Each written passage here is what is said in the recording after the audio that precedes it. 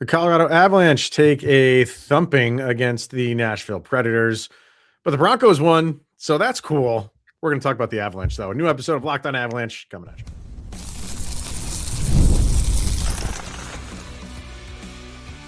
You're Locked on Avalanche, your daily podcast on the Colorado Avalanche.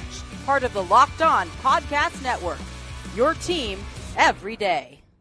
All right, everybody, welcome to another episode of Locked on Avalanche, part of the Locked on Podcast Network, your team every day. I'm your host, Chris Micieli. Joining me, as always, Mr. Zach Pearson, two guys that host a hockey podcast, but know what pass interference is and what an interception looks like.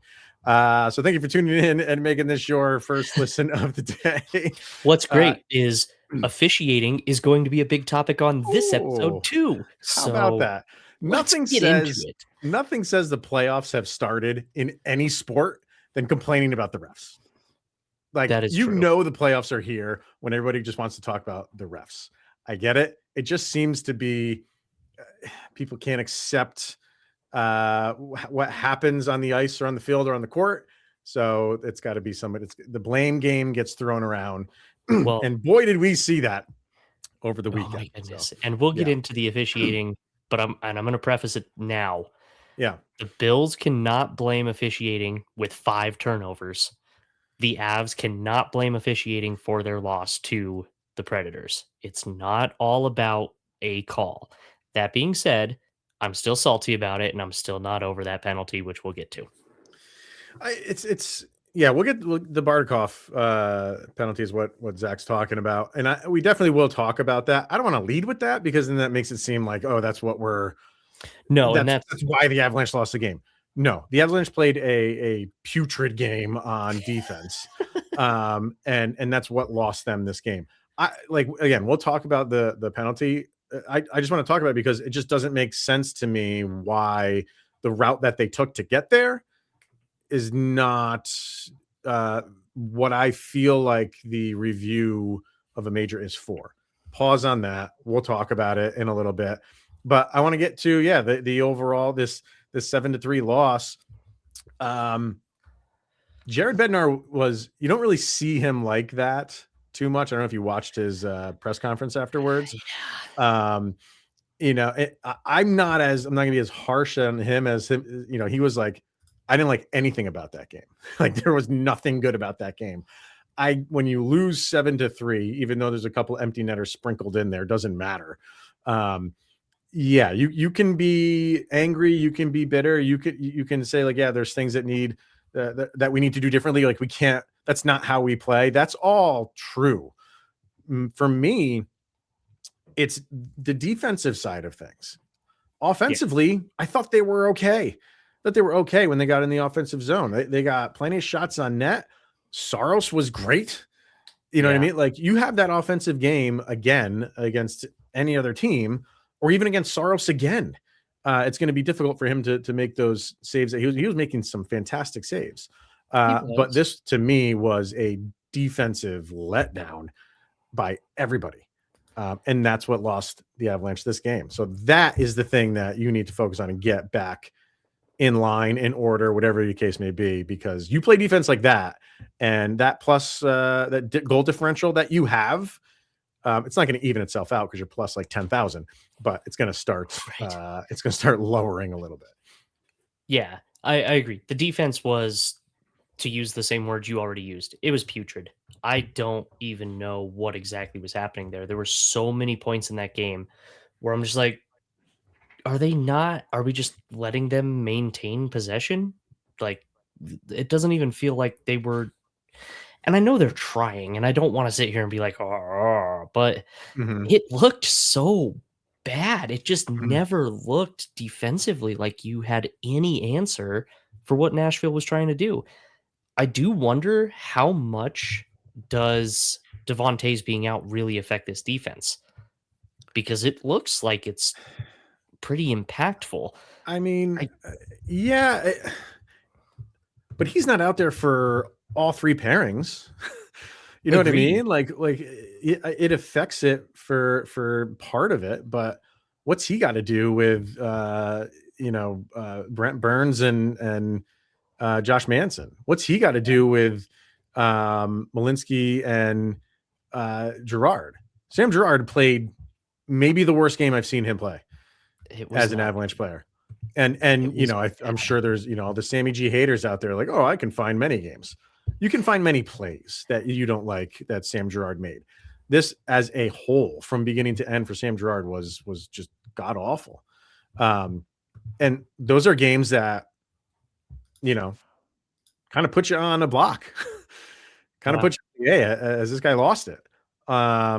Could we go in a different direction? Like, I'm not saying the Avalanche are there, but when you have games like that, and we're at the point of the season where trades might be happening, but they are, by the way, because Vegas decided to make another trade. Come on, and what they do went after defense. They went after. So, and again, like, this is not like panic mode stuff. The Avalanche are in a great position in the standings.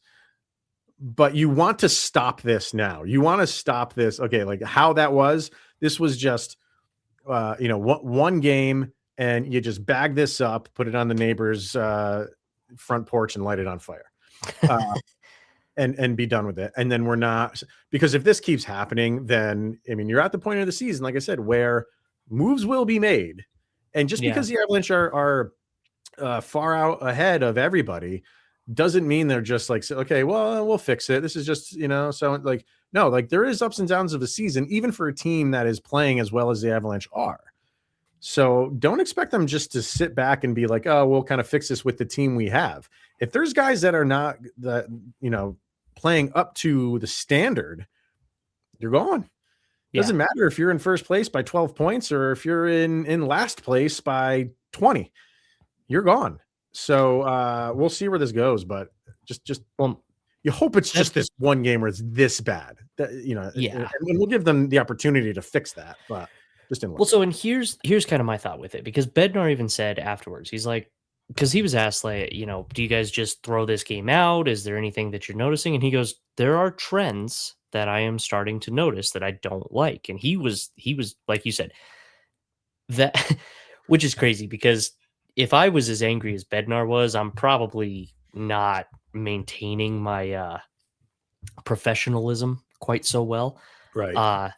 But that was about as mad as I think I've seen Bednar in a post game. And you got one other time, and I don't remember the game. It might have been last year, where he just went off. Yeah, they got demolished. I can't remember what it was, but that was the one only time it was maybe a little bit worse than this. But this is as animated as you're going to see him for sure. Yeah, and it's not a ton, but it's more than enough, and you pick up on that. And I agree, there are a couple of trends that are concerning. So I just want to take this game. I want to throw it away. I want to light it on fire, be done with it, and never talk about it again. The concern is, if these are trends that led to this game, one of two things happens. This is that low point that you hit, and then you turn it around, you correct it, and you play better moving forward. The Avs are more than capable of that. I have no problem. And quite frankly, if that's the low point of the season, like we've been treated well. Yeah. On the flip side, if you completely ignore this game entirely and there are trends that are creeping in, like those trends could be a problem, especially when you come to play some of these teams that are coming up. It's going to be tough. Like, the Avs they're going to have to play good hockey. And then once you get to the playoffs, you're going to have to play your best hockey. And they can. I'm a little concerned about some of the defense. And I don't know. I kind of agree with Bednar a bit. I thought offensively they were okay. But I don't like even the extended shifts in the zone. You got plenty of shots, but I don't really remember a time where I'm like, oh man, Nashville is exhausted and they are just running them into the ground. Right. The Nashville's defense did what you want a defense to do, and they were able to get some clears and get changes and do everything that you're supposed to do. The Avs never really ran circles around them, skated circles around them. No. It was so I do feel like overall this was not a great game in any facet. And goaltending, I'm not totally throwing this on Blackwood. this is a bad game. And this, for him especially, I think it's a throw it in the trash and be done. Sure, there's the empty netters too, but he probably could have had a couple more saves. Again, there's an unlucky bounce or two, but not his you best get game one either. where it goes right off Sammy G's skate. Yep. You know what I mean? Or not? No, it wasn't skate. It was his stick. Yeah. He was. I mean, it almost looked like he was playing. He forgot he got traded from the Predators to the Avalanche and had a nice redirect right in front of the net. Yeah, that one, which isn't on him. I don't put that first Ryan O'Reilly one on him. That was just horrible defense from Nathan MacKinnon. MacKinnon just completely lost track of Ryan O'Reilly, who he was doing like a Princeton like backdoor cut in college basketball. Like that was just a nice play. And I don't know why MacKinnon was so concerned with who had the assist on that. Forsberg. Forsberg was covered. Forsberg was covered against the boards, and kind of, MacKinnon's focus was on him, not kind of where my guy is. Yeah. And it was a beautiful pass from Forsberg. Nice play from O'Reilly to see that MacKinnon's not even looking at me right now.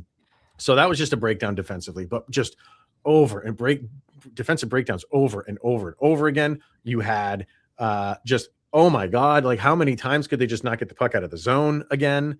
Stretch passes that went right on the tape, but then stick to their stick, would just bounce off. And then Nashville was just winning every board battle.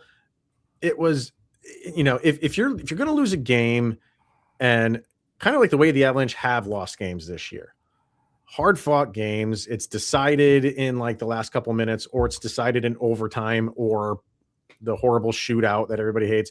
Like, fine. You don't want these losses. Like, these are the losses that you don't want to become, like you said, and Bednar said, trends. Yep. So, but on the other side, like, you are going to have losses like this, no matter what team you are.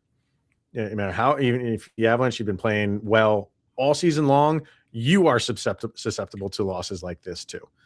So let's just hope, and maybe there is some panic going on, because like, oh no, is this the part of the season where you got the doldrums of the season? Is this the lull point for the Avalanche? So, and that's actually, I know we're going to hit the break, but that's kind of where I want to start that second segment. Right. is with that.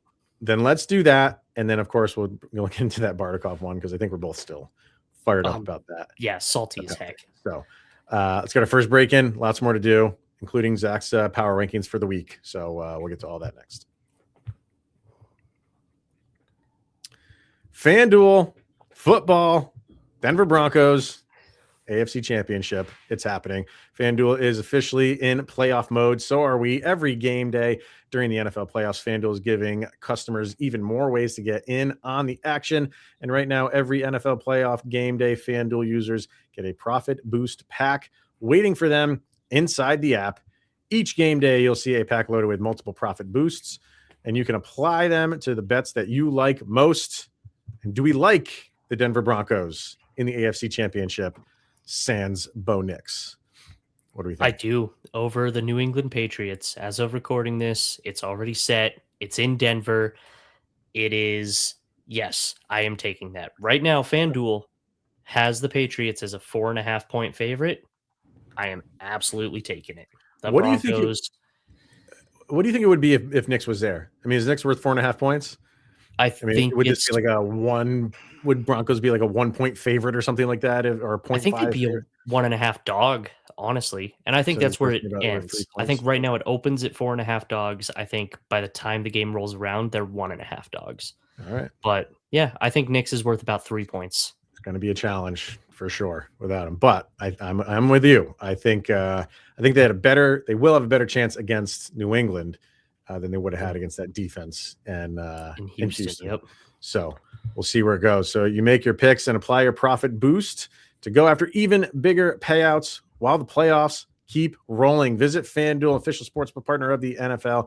Grab your profit boost pack every NFL game day with FanDuel. All right, so let's get into what we were going to discuss right at the end of that first segment, and kind of like the challenging part of the season. You had some thoughts on that, so fire away. I do. And the main thought that I have is the Avs are like, this is the middle of the season. It's difficult to get through. The hype from the first kicking it off is gone. The Avs rode that hype all the way through the month of December. So awesome. You put yourself in a position where you're 10 points up on the next team in the league, and you're so good. You're in such a good spot. I think no matter who you are, it's easy to go, we're set. We don't have to stress too much about it. We just need to get to the playoffs. In comes a team like Nashville. Nashville has the potential to push their way into a playoff spot after a really rough start to the season. And they are in the time of season where they've got to go, we have to bank points today, or we can't make it up later. Like, it's beyond the ability to make this up if we don't start winning these games now. You already know that Colorado's got the target on their back, but on top of that, you've got teams that are significantly more desperate, and you can't really manufacture desperation. So I do think this time of the year, it's going to be difficult. And I'm not trying to make that as like an excuse, right? Like, oh, you're going to start losing to bubble teams on the cusp of the playoffs. And yep, you just got to shovel that away. That's not my excuse for this game at all. You have to play a better game than this, and you have to shut down teams that you should beat. But it is hard. They're just human still. I mean, except MacKinnon, who's a robot, but the rest of them are just human. You know, we did a show us when Landeskog went out, and we talked about that. We talked about how this would be, you know, how difficult will it be without him? We saw how difficult it was without him for 3 years. Yeah. And this was going to be the most challenging aspect of the season. And, you know, with him out, and now, you know, you had Blackwood out, and you have Devon Taves out, but the focus on like Landeskog, like we just talked about FanDuel and how important Bo Nix is. Clearly that's true. Like, is Landeskog that missed? Is there any coincidence in how, like, you know, you're hitting your first rough patch of the season, and it started really when Landeskog went out? How much weight does that? It's too much of a coincidence. It's too much of a coincidence to just be a coincidence. Like, I do. There's something.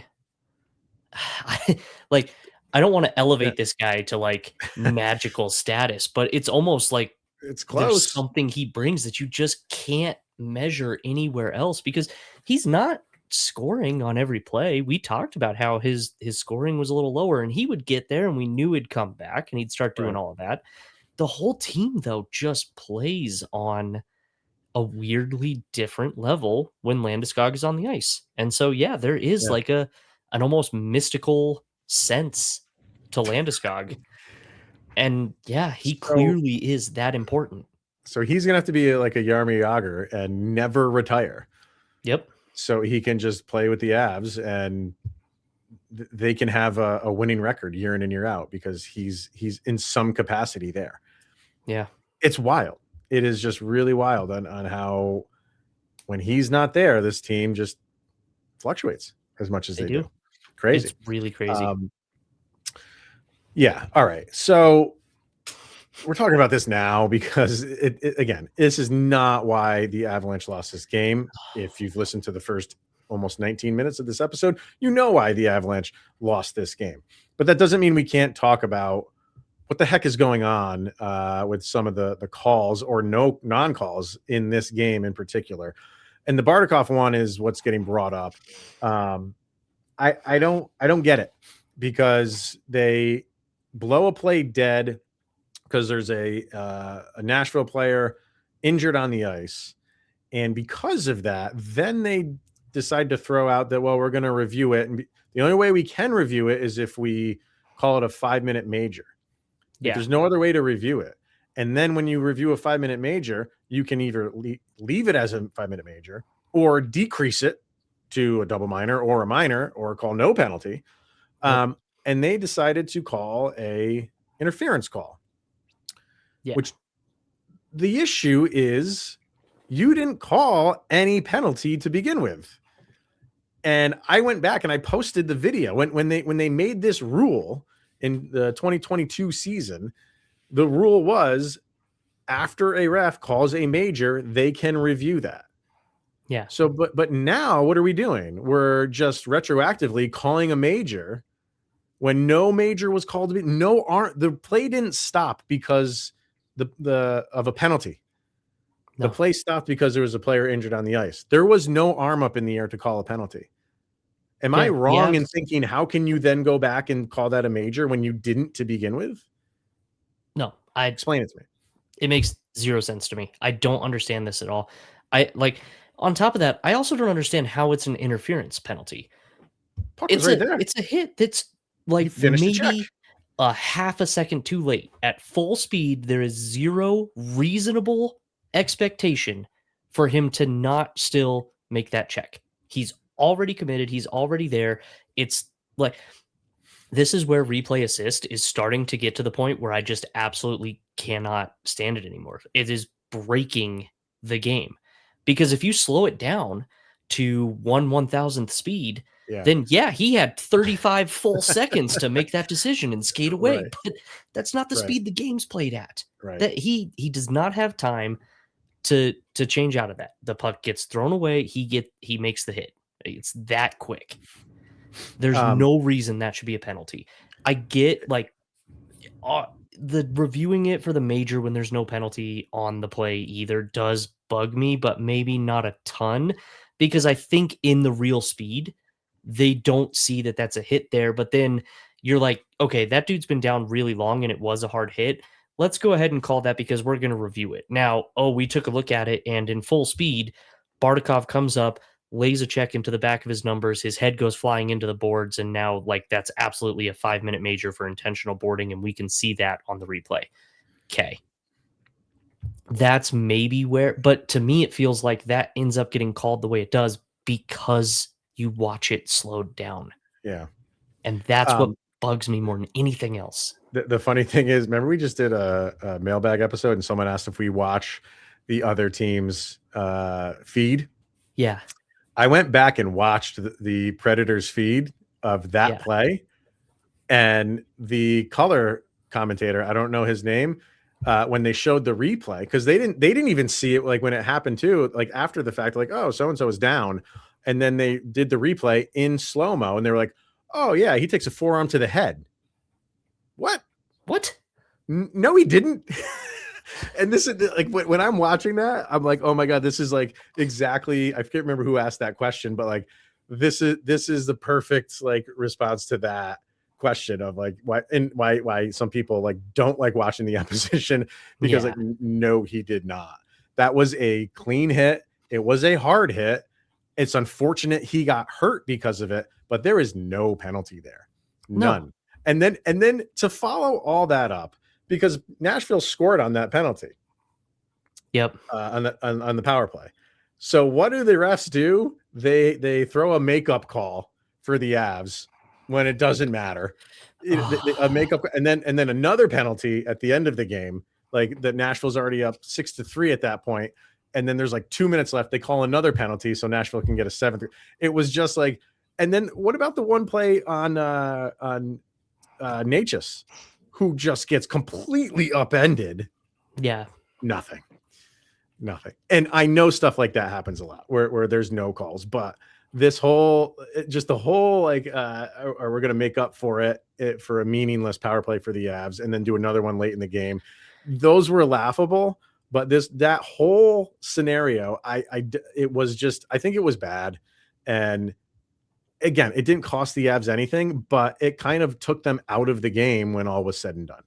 Yeah. Which is kind of frustrating. I don't think they were going to win this game anyway, but I don't think they were either, but you get the Natchez goal. It makes it a 1-goal game. You're like, that's exactly the type of opportunity that the Avalanche have won in the past. And again, I agree. It is not the fault of this penalty that the Avalanche lost. Right. It's everything you messed up before that point.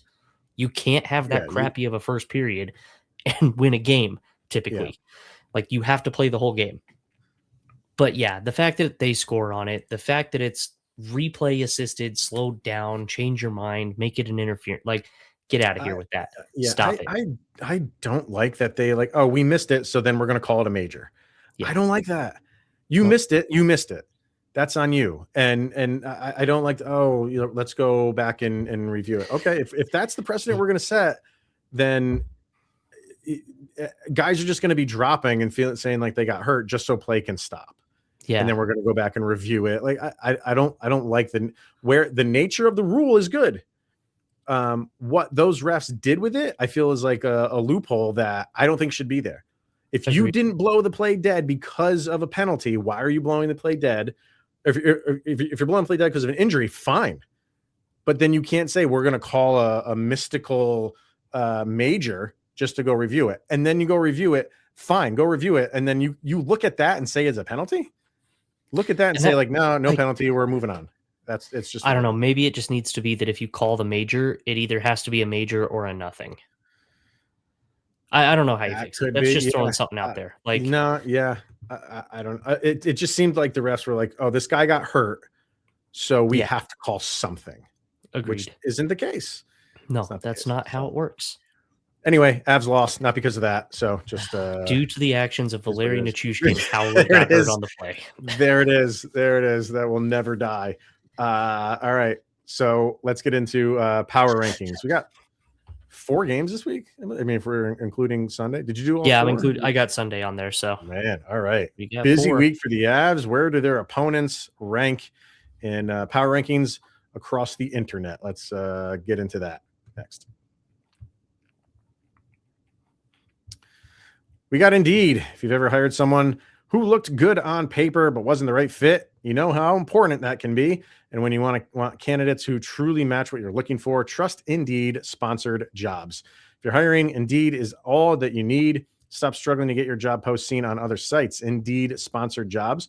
Put your post at the top of the page and it helps you reach the right candidates faster. Spend more time interviewing candidates who check all of the boxes with less stress, less time, and more results using Indeed sponsored jobs. And listeners of Locked On Avalanche get a $75 sponsored job credit to help give your job the premium placement it deserves at Indeed.com/locked-on.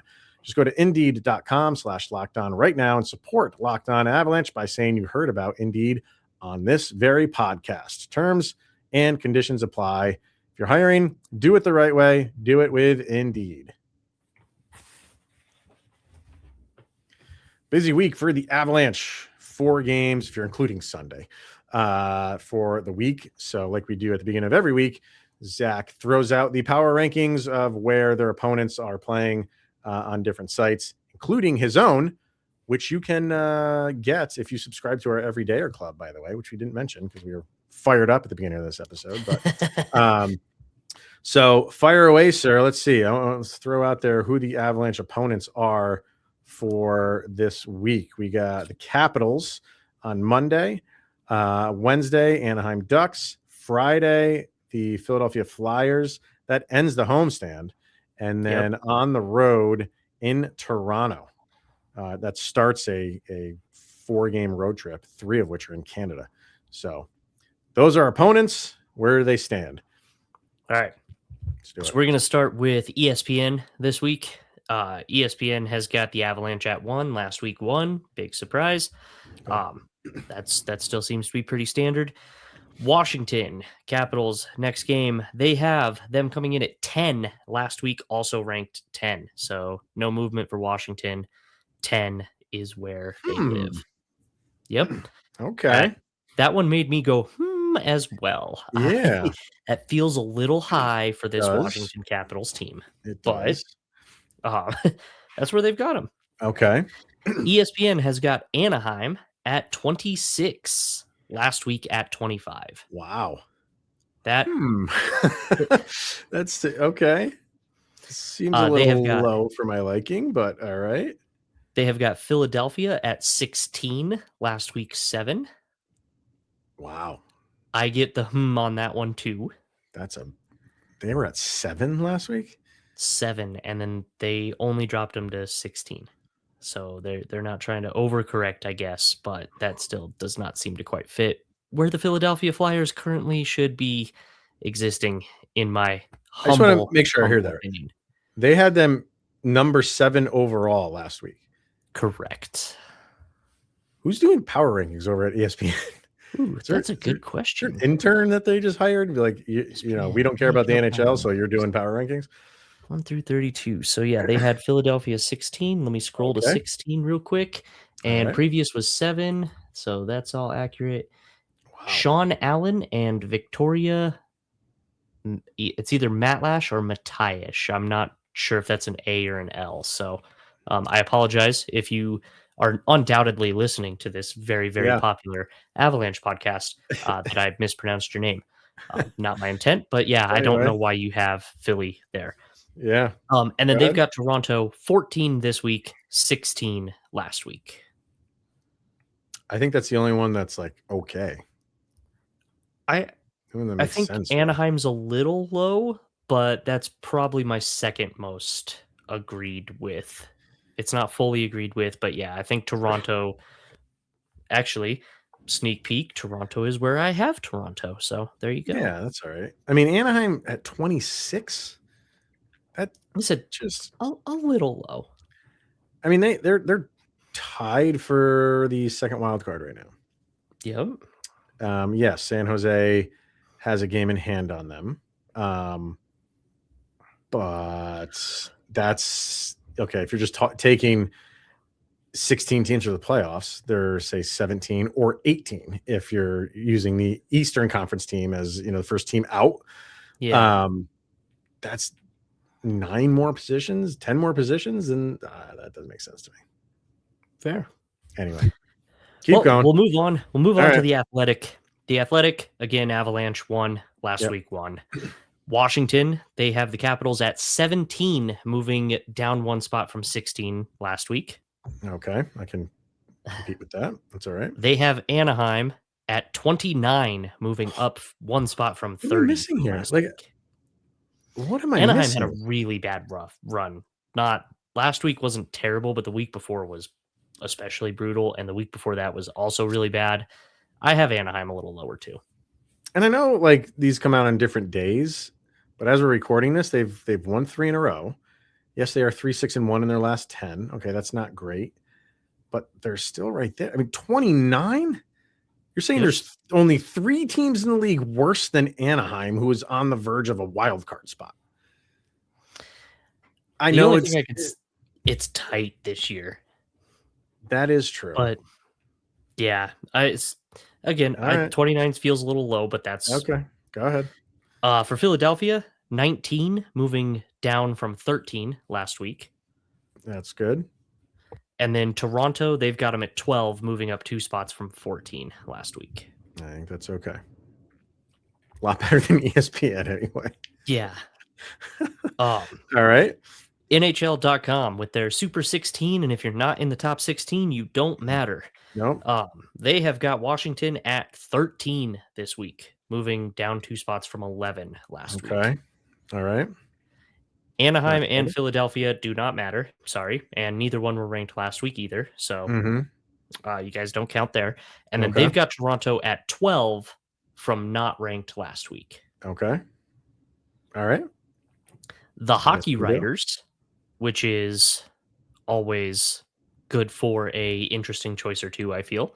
They have Washington at 17, standing pat, also 17 last week. Oh, they have the Avalanche 1-1 again. Okay. Sorry, and NHL.com 1-1 for the Avs. Right. Okay. Hockey Writers, Washington 17 and 17 last week. Okay. Anaheim 31 and 23 last week. I don't get it. I mean, I know it's what have you done for me lately with Anaheim, and yeah, I guess it's been a little bit of a. If that's what we're doing, I'm really curious to see where the Avalanche are next week. Yeah. Do people just move the Avalanche out of number 1 just based on this little rough patch that they've had? It seems like that's what they're doing with Anaheim. I just feel like the Anaheim is like, they're out of it now, and they're just going to be in free fall. So let's just throw them at the bottom of the standings. That is wild to me. Wild. So let me just real quick while we're on that, I'm just going to pull the last 25 games of the season. Anaheim is 10, 13, and 2, and they are a minus 28 goal differential in that time. Wow. So over the last 25 games, like I said, I think Rough. 31 is too low. Yeah. But 25 games, you are getting your butt kicked. So that is rough. Yeah. And look, I'm not saying like they should be in the top 16 because they're right there. I don't go by like, oh, there's 16 teams if you're near it. Like I just said, I was just pointing out like for like a point of reference. Like, it is crazy to put them that low. Like, should they be in the 20s? Okay, I think like high, like in the 2021 range. Okay, at the lowest right now for me. But to go like 31, man, okay. 31 is crazy. I think people are just giving up on them, which I don't. You know, their history doesn't really kind of show like why you should have a ton of faith in them. But man, we've just jumped off the Anaheim ship pretty quickly. That's wild. Well, so Philadelphia, the Hockey Writers have them at 12. Wow. Philadelphia is 10-10-5 in their last 25 games, and they are a minus 9 goal differential in that time. Wow. So that is worth 19 spots, according to the Hockey Writers. Philly does drop 2 spots from 10 on that outlet. Okay. And then the Hockey Writers also has Toronto at 14, jumping all the way up from 27 last week, a 13-spot climb. And they're deserving. Like Maple Leafs. Maple Leafs are doing well. They've really turned it around. So 7-1-2 are the last 10 for them. So now we're going to do this a little different this way. I'm going to do mine, and then I'm going to give you Shannon, the hockey guys. Okay. So mine for this week, the Avs, number 1. I did ponder that one for a second. I couldn't pull them out, but full disclosure, I had to think about it instead of just default saying, yes, they're number 1, and I don't have to think. There was a moment of ponderance. Okay. Now, the Avs are still the best team in the league, so that reflects that. I have Washington at 21, down 2 spots from 19 last week. Okay. I have Anaheim at 22, up 6 spots. I'm 28 to 22. All right. I have Philadelphia at 25. Wow. Dropping 13 spots from 12. And I have Toronto at 14, jumping up 4 spots from 18. Fair. So now we'll do the hockey guy, and then we'll do our averages. So the hockey guy has Washington at number 20, down from 19. He's got Avalanche at number 1, though, right? He's got Washington at number 20, down from 19. You're ignoring me. Oh, boy. He's got Anaheim at 27, up from 29, so a little low on them. Okay. He's got Philadelphia 22, down from 13, and he has Toronto at 9, up from 14. Okay. The hockey guy has taken the Avalanche and moved them to number 2. Yeah, that's not right. He puts Tampa Bay at number 1 this week, and it gave me pause, so I'm not going to totally blast him and say, oh, it's just because he's an Avs hater, even though I know he gets plenty of that. But the Tampa Bay Lightning are 11-0-1 in their last 12 games. That is insane. They are on a monster tear right now, so I can't be too angry at somebody giving Tampa Bay number 1. That being said, the Avs are still the best team in the league. Right. I mean, if you want to give Tampa number 1, because the way that you construct your power rankings is leaning heavily on what you've done in the last week. Like if that's how you're going to, then fine. But to remove the Avalanche out of number 1 overall, like, okay, the Lightning are 11-0-1. Do they have 2 winning streaks of 10 games this year? No. Nope. Do the Avalanche? Yeah. So are we giving that any weight? So and I didn't watch his most recent one. But the one from last week, he said again right off the top, he threw him right in, he did number 1 right away, and he even said they're probably going to be there for the remainder of the year. Like it's not verbatim, but it was like for the foreseeable future. Yeah. So he went back on his word, which, like people do that sometime. But I don't think the gap has closed yet between where the Avs are in power rankings and everybody below them. Sure. Agreed. Put Tampa up there at number 2 all day long. Tampa's 2 for sure. All day long. Do I feel like they've overtaken the Avalanche? Like the Avs have been doing this since October. Yeah. So that's 4 months or 3.5 months of solid hockey and deserving of number one power ranking. And because Tampa's gone on a run the past 3 weeks, we're going to throw them ahead of a team that's been doing it for 3.5 months. Yeah. That doesn't make any sense to me. So all right. I do disagree with him putting Tampa at 1, but I also can see where he's coming from because Tampa Bay is an absurdly good team as of right this moment. So not taking that not going to give him them. too much flack, but I disagree. Yeah. And so the average spots, we've got Washington at 16 up from down from 15. Sorry. Anaheim 27 and 27. So they don't move. Philadelphia 19 down from 11. And Toronto 13 up from 18. The Avalanche last week average number 1. This week they are now 1.17. Thank you, Shannon. I got to go watch that one now. Wild. All right, yeah, it's gonna be a busy week, but no teams in the top 10 averaged, right? So, okay, we'll see where this thing goes. It's gonna be a busy one, and they finish up their homestand too this week. So should be fun. Some more wins at home. Should be a good one. All right. I'll be there tomorrow against Washington. Oh, nice. If y'all are in the stadium, say hi. Go say hi. Take pictures with Zach. Yes. All right. That's going to wrap it up, everybody. So thank you for tuning in, making it your first listen of the day. Of course, that is always appreciated. He's Mr. Zach Pearson. I am Chris Micieli. This is the Locked On Avalanche podcast. We'll see you guys tomorrow, where, of course, you will have made it through another 24 hours. Sidney Crosby's that much closer to being with the Colorado Avalanche. Join us, Sidney, forever and ever.